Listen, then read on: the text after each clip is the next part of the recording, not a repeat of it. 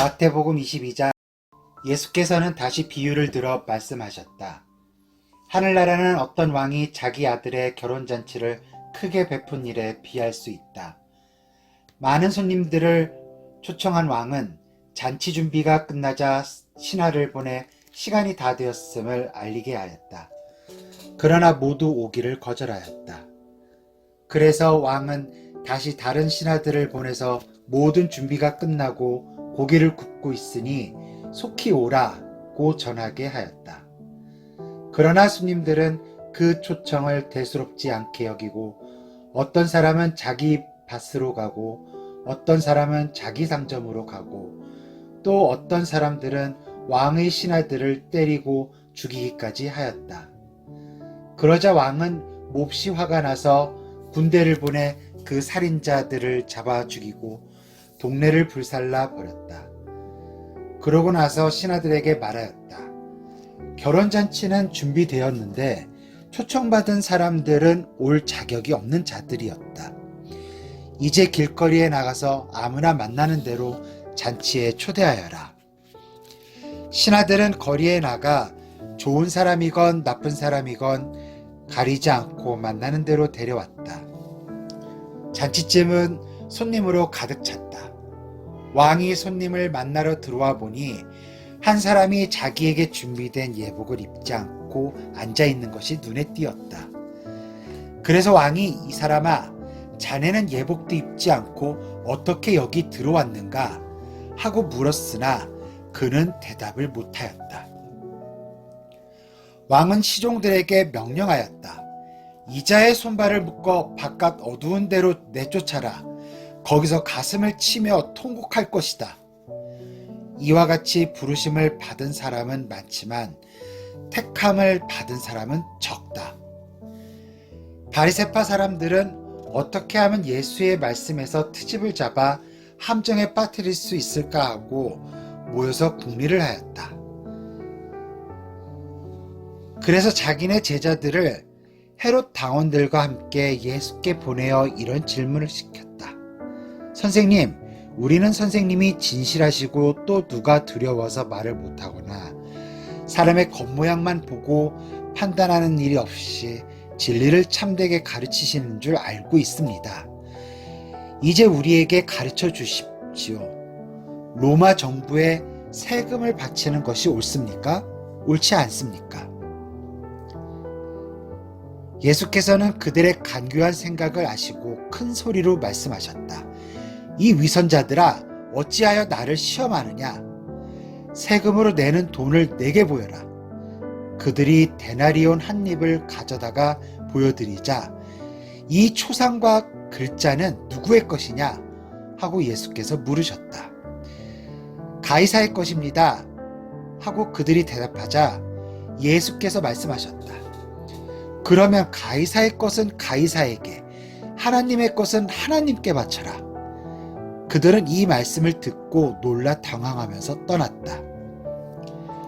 같은 날에 사두개파 사람 몇이 예수께 왔다.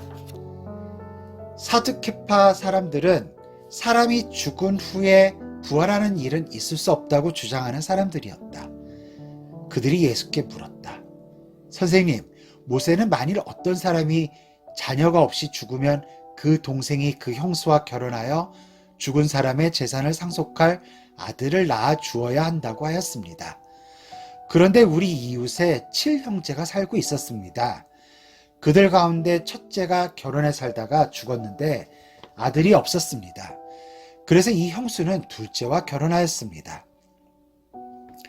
이 둘째도 아들이 없이 죽었고 그 여자는 다음 동생과 결혼을 하여 차례로 7째 동생까지 내려갔습니다. 그런 후에 그 여자도 죽었습니다. 이 여자가 7형제를 모두 자기 남편으로 삼았으니 부활 때 이 여자는 7형제 중 누구의 아내가 되겠습니까? 예수께서 대답하셨다. 너희는 성경도 모르고 하나님의 능력도 모르기 때문에 잘못 생각하고 있구나. 부활한 다음에는 결혼을 하지 않고 하늘에 있는 천사들처럼 된다. 죽은 자의 부활에 대한 것을 성경에서 본 일이 없느냐? 하나님께서 나는 아브라함의 하나님이요 이삭의 하나님이요 야곱의 하나님이다 라고 말씀하시지 않았느냐? 이 말씀은 하나님이 죽은 자들의 하나님이 아니라 살아있는 자들의 하나님이라는 뜻이다. 군중의 예수의 이 말을 듣고 깊은 감명을 받았다. 사두개파 사람들이 예수의 대답에 말문이 막혔다는 소문을 듣고 바리새파 사람들이 모였다. 그들 가운데 한 율법 교사가 예수를 시험하려고 물었다. 선생님, 모세의 율법 중에서 어느 것이 가장 큰 계명입니까? 예수께서 대답하셨다. 내 마음을 다하고 목숨을 다하고 생각을 다하여 주 너의 하나님을 사랑하라. 이것이 가장 크고 첫째가는 계명이다. 그러나 내 이웃을 내 몸과 같이 사랑하라는 둘째가는 계명도 이에 못지않게 중요하다. 모든 다른 계명과 예언자들의 요구는 이 두 계명으로 요약될 수 있다. 예수께서 바리새파 사람들이 둘러앉아 있는 자리에서 질문을 던지셨다. 그리스도를 어떻게 생각하느냐? 그가 누구의 자손이냐? 하고 물으셨다. 그들이 다윗의 자손입니다 하고 대답하자 예수께서 다시 물으셨다. 그렇다면 다윗이 성령의 감화로 그리스도를 주님이라고 부른 것은 어떻게 된 일인가? 다윗은 이렇게 말하였다. 여호와께서 나의 주 임금에게 이르신 말씀이라. 여기 내 오른쪽에 앉아라. 내가 원수들을 내 발 아래에 둘 때까지 앉아 있어라. 다윗이 그리스도를 주님이라고 불렀는데 그리스도가 어찌 그의 자손이 되겠느냐? 그들은 아무 대답도 못하였다. 그리고 그 후부터는 아무도 예수께 더 이상 질문하는 사람이 없었다. 마태복음 23장. 그때 예수께서 군중과 제자들에게 말씀하셨다. 율법 학자들과 바리새파 사람들은 모세의 자리에 앉아서 율법을 가르치고 있다. 그러니 그들이 말하는 것은 다 지켜라. 그러나 그들의 행실은 본받지 말라. 그들은 말뿐이고 실행은 하지 않는 사람들이다. 그들은 자기들도 할 수 없는 어려운 요구를 너희에게 강요하지만 자기들은 그것을 지키려고 하지 않는다. 그들은 무슨 일이든 남에게 보이기 위해서 한다. 그들은 기도할 때 이마나 팔에 매다는 성구함을 크게 만들어 달고 옷단에는 기다란 술을 달고 다니며 거룩하게 꾸민다.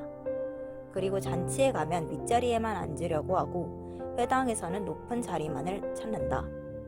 길에 나서면 거드름을 피우며 인사받기를 좋아하고 사람들이 랍비라거나 스승이라고 불러주기를 바란다. 그러나 너희는 그렇게 불러주기를 바라지 말라. 하나님만이 너희의 랍비이시고 너희는 모두가 형제이기 때문이다. 또 이 세상에 있는 어느 누구를 보고도 아버지라고 부르지 말라. 그렇게 불러야 할 분은 오직 하늘에 계신 하나님 한 분뿐이시다. 또 너희는 지도자라고 불려서도 안 된다. 너희의 지도자는 그리스도 한 분뿐이시다. 너희 중에 가장 낮아져서 남을 섬기는 사람이 가장 위대한 사람이다.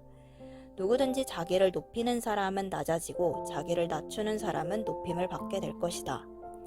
화가 있으라. 너희 바리새파 사람들과 종교 지도자들아, 이 위선자들아, 너희는 하늘나라의 문을 가로막고 서서 너희 자신도 들어가지 않고 다른 사람들도 못 들어가게 하고 있다. 과부들의 집에 가서 그 가산을 몽땅 삼켜버리고도 길거리에 나가서는 남에게 거룩하게 보이려고 길게 기도하는 이 위선자들아. 그렇다. 너희 같은 위선자들은 화를 받을 것이다. 너희는 결국 한 사람을 개종시키려고 바다와 육지를 두루 다니다가 개종시킨 다음에는 그 사람을 너희보다 배나 더 악한 지옥의 자식으로 만들고 있다. 눈먼 안내자들아, 너희는 화를 받을 것이다. 너희가 정해놓은 규칙에 하나님의 성전을 두고 한 맹세는 지키지 않아도 그만이지만 성전에 황금을 두고 한 맹세는 반드시 지켜야 한다고 하다니. 이 눈멀고 어리석은 자들아, 어느 것이 더 중하냐? 황금이냐? 그렇지 않으면 황금을 거룩하게 하는 성전이냐? 또 너희는 제단을 두고 한 맹세는 지키지 않아도 그만이지만 그 제단 위에 있는 재물을 두고 한 맹세는 반드시 지켜야 한다고 하다니. 이 눈먼 자들아, 어느 것이 더 중하냐? 재물이냐? 그렇지 않으면 재물을 거룩하게 하는 제단이냐? 너희가 제단을 두고 한 맹세는 제단뿐만 아니라 그 위에 있는 모든 것을 두고 한 맹세이고, 또 너희가 성전을 두고 한 맹세는 성전뿐만 아니라 그 안에 계신 분을 두고 한 맹세가 아니냐? 그리고 너희가 하늘을 두고 한 맹세는 하나님의 보좌와 그 위에 앉으신 분을 두고 한 맹세가 아니냐? 화가 있으라 너희 바리새파 사람들과 율법 학자들아, 이 위선자들아, 너희는 박하와 회향과 근체의 11조는 율법에 따라 바치면서 정의와 자비와 믿음과 같은 아주 중요한 율법은 무시하고 있다. 물론 11조를 바치는 일도 중요하다. 그러나 더 중요한 일을 하지 않고 내버려 두어서는 안 된다. 눈먼 지도자들아, 너희가 하루살이는 걸러내면서 낙타는 통째로 삼키는구나. 화가 있으라 너희 바리새파 사람들과 율법 학자들아, 이 위선자들아, 너희는 잔과 접시의 겉은 깨끗이 닦아놓지만 그 속은 방탕과 탐욕으로 가득 차 있다. 눈먼 바리새파 사람들아, 먼저 잔 속을 깨끗이 닦으라. 그래야 잔 안팎이 다 깨끗해질 것이다. 화가 있으라 너희 바리새파 사람들과 율법 학자들아, 이 위선자들아, 너희는 아름답게 장식한 무덤 같아서 겉은 좋아 보이지만 그 속에는 죽은 사람의 뼈와 썩은 것이 가득 차 있다. 이와 같이 너희도 겉으로는 거룩한 사람처럼 보이지만 속에는 온갖 위선과 죄가 가득 차 있다. 화가 있으라 바리새파 사람들과 율법 학자들아, 이 위선자들아, 너희는 너희 조상이 죽인 예언자들의 무덤을 단장하고 성인들의 무덤 앞에 비석을 세워놓고는 우리는 조상들이 저지른 행동을 결코 되풀이하지 않을 것이다 라고 말한다. 이것은 너희가 예언자들을 죽인 악한 자들의 자손이라는 것을 스스로 증거하고 있는 셈이다. 그리고 너희는 그들이 걸어간 길을 그대로 밟아가고 그들의 악을 다 채우고 있다. 뱀들아, 독사의 자식들아, 너희가 어떻게 지옥의 형벌을 피하겠느냐? 내가 예언자들과 지혜 있는 교사들과 율법 학자들을 너희에게 보내겠다. 그러나 너희는 그들 중 몇은 죽이고 십자가에 못 박으며 몇은 회당에서 벗겨놓고 매질하며 이 동네 저 동네로 잡으러 다닐 것이다. 그래서 마침내 의로운 사람 아벨의 피부터 성전의 성소와 제단 사이에서 너희가 죽인 바라기아의 아들 사가랴의 피에 이르기까지 땅에서 무참하게 죽임을 당한 신앙인들의 피값이 너희에게로 돌아갈 것이다. 내가 진정으로 말한다. 지나간 세대의 모든 죄에 대한 심판이 이 세대에 내려질 것이다. 아, 예루살렘아, 예루살렘아, 예언자들을 죽이고 하나님이 보내신 사람들을 돌로 치는 자여, 암탉이 병아리를 날개 아래 모으듯이 내가 몇 번이나 네 자녀를 모으려고 하였던가. 그러나 너는 응하지 않았다. 너희 집은 버림을 받아 황폐해질 것이다. 내가 너희에게 말한다. 하나님이 보내신 이를 환영할 준비가 될 때까지 너희가 결코 나를 다시 보지 못할 것이다.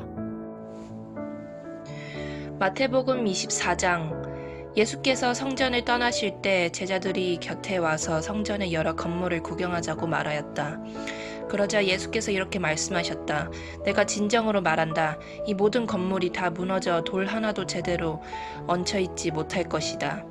예수께서 감난산에 올라가 앉으시자 제자들이 물었다. 언제 그런 일이 일어나겠습니까? 주님이 다시 오시는 세상 끝날에는 어떤 징조가 나타나겠습니까? 예수께서 말씀하셨다. 아무에게도 속지 않도록 조심하라. 많은 사람이 자기가 그리스도라고 주장하고 나서면 사람들을 그릇된 길로 끌어들일 것이다. 전쟁이 일어났다는 소문을 듣겠으나 두려워하지 말라.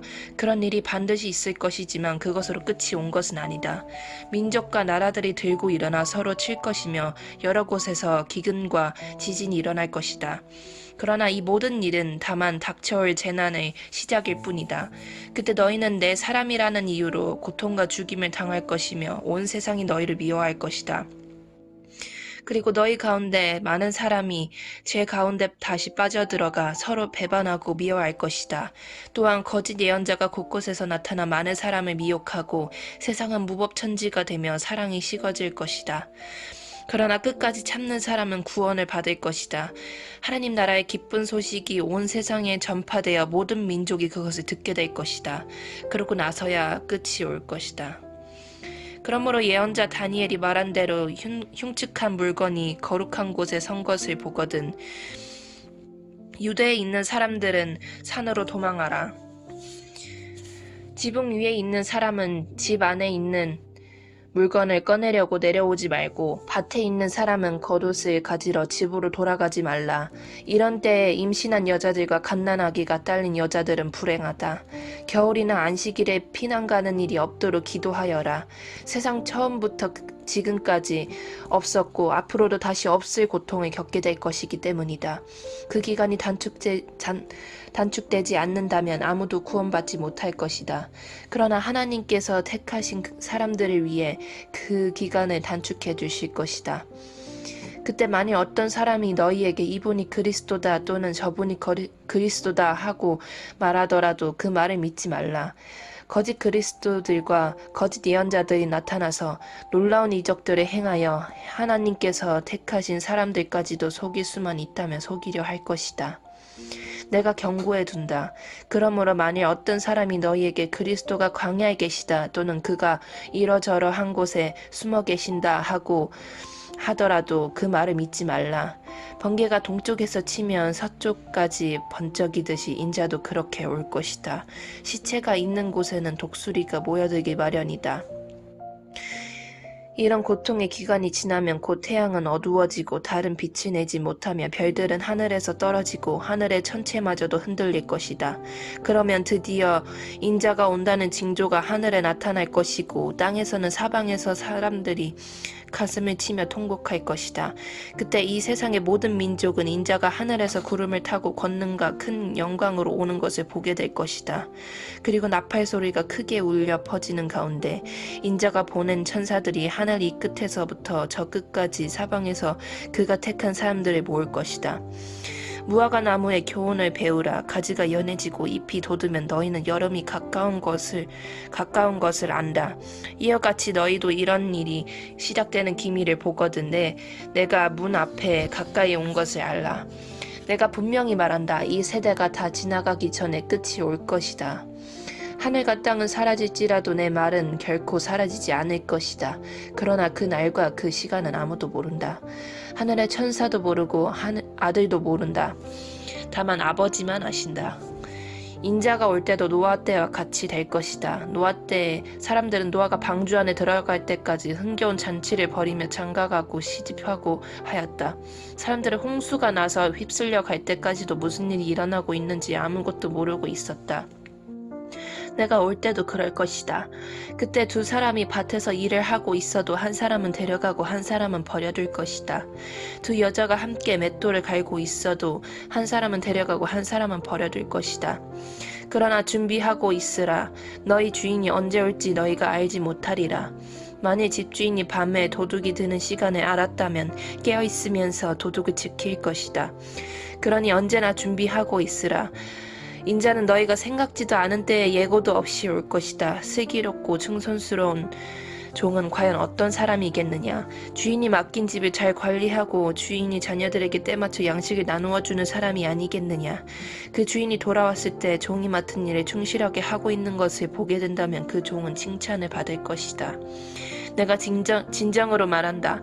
주인은 이런 충성스러운 사람에게 그가 가진 모든 것을 맡길 것이다. 그러나 만일 그 종이 악해서 자기 스스로 내 주인은 곧 오시지 않을 거야 하면서 동료 종들을 억압하고 술 친구들과 흥청망청 놀고 술에 취해 있다면 생각지도 않은 시간에 예고도 없이 집주인이 돌아올 것이다. 그러고는 그 종을 모진 매로 때리고 위선자들이 받는 심판을 받게 할 것이다. 그러면 그는 거기서 가슴을 치며 통곡할 것이다. 아멘.